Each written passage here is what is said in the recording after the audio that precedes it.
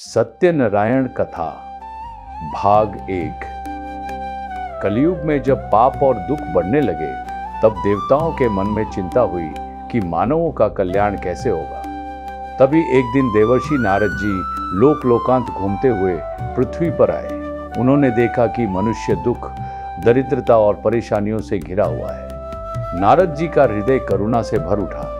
वे सीधे वैकुंठ धाम पहुंचे और भगवान विष्णु से विनम्र होकर बोले, हे प्रभु, कलयुग में मनुष्य दुखों से घिरा है। उन्हें ऐसा सरल उपाय बताइए जिससे उनके कष्ट दूर हों और जीवन में सुख समृद्धि आए। भगवान विष्णु मुस्कुराए और बोले, हे नारद, कलयुग में मेरे सत्य स्वरूप यानी सत्यनारायण की पूजा और व्रत करने से मनुष्य के सभी कष्ट दूर होंगे। जो श्रद्धा और भक्ति से इस व्रत और कथा को सुनेगा उसके जीवन में सुख, शांति और समृद्धि का वास होगा। भगवान ने आगे कहा, इस व्रत को पूर्णिमा या किसी भी शुभ दिन किया जा सकता है।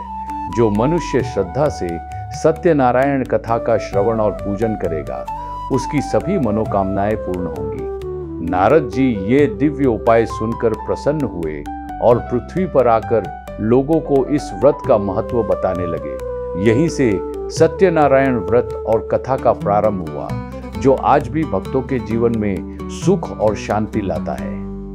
अब अगले भाग में जानेंगे पहला भक्त कौन था जिसने सत्यनारायण व्रत करके अपना जीवन बदल लिया। सत्यनारायण कथा भाग 2। पहला भक्त। नारद जी भगवान का संदेश लेकर पृथ्वी पर आए और लोगों को सत्यनारायण व्रत का महत्व बताने लगे। एक दिन वे काशी नगरी में पहुंचे।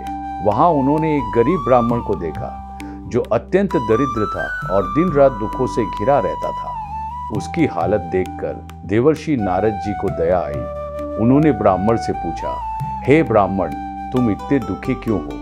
ब्राह्मण बोला, हे मुनिवर, मैं अत्यंत गरीब हूँ। मेरे पास न धन है न सुख। मैं जीवन भर कष्ट ही सह रहा हूँ।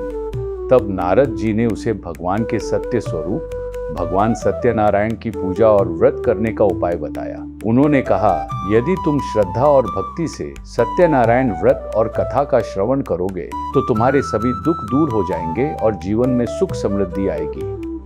ब्राह्मण ने श्रद्धा से यह व्रत करने का निश्चय किया। अगले ही दिन उसने भक्ति भाव से व्रत और कथा का आयोजन किया। जैसे ही उसने सच्चे मन से पूजा पूर्ण की, उसके जीवन में चमत्कार होने लगा। धीरे धीरे उसकी दरिद्रता दूर हुई। घर में धन, अन्न और सुख शांति का आगमन होने लगा। ब्राह्मण का जीवन पूर्ण रूप से बदल गया।